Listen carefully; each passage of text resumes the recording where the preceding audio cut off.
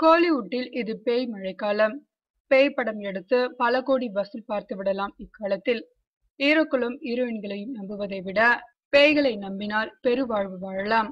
காஞ்சனா 2 அதற்கு சரியான உதாரணம்.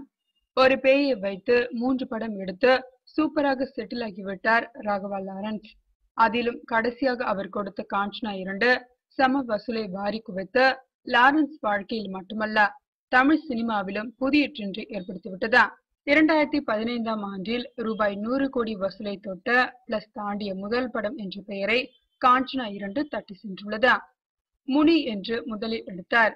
ராஜ்கிரனின் மிரட்டல் நடிப்பால் படம் பட்டையை கிளப்பியதா. வசூலிலும் அள்ளி அப்பியதா. முனி சூப்பர் ஹிட் ஆனதால் அதன் 2ஆம் பாகத்திற்கு சென்றார் லாரன்ஸ். 2ஆம் பாகத்திற்கு காஞ்சனா என்று பெயர் வைத்தார். முனியில் ஒரு பேய் என்றால் காஞ்சனாவில் நிறைய பேய். அதில் முக்கியமானது சரத்குமார் பேய். அரவாணி வேடத்தில் வந்து அசத்தி இருப்பார் சரத்குமார். இதுவும் பேய் இட்டடித்ததா. அடுத்து காஞ்சனாவின் 2ஆம் பாகம். இதிலும் பேயை வைத்து விளையாடி இருந்தார் லாரன்ஸ். எந்த படத்திலும் நிறைய பேய். நித்யா மேனன், டாப்ஸி என 2 ஹீரோயின்கள். படம் சூப்பர் ஹிட். முதல் 2 படங்களை விட காஞ்சனா 2 படத்திற்கு பெரும் வரவேற்பு.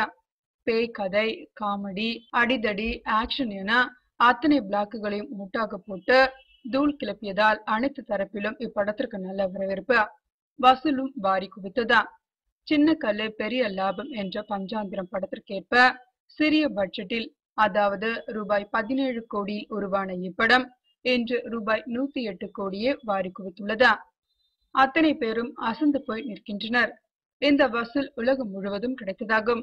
50 நாட்களை தாண்டி தொடர்ந்து அதிரி புதிரியாக பல இடங்களில் அரங்கு நிறைந்த காட்சிகளாக காஞ்சனா 2 ஓடி வருவது பலரையும் வியக்க வைத்துள்ளதா. இந்த ஆண்டில் ரூபாய் 100 கோடி வசூலை தொட்ட முதல் தமிழ் படம் இதுதான் என்று சொல்கிறார்கள்.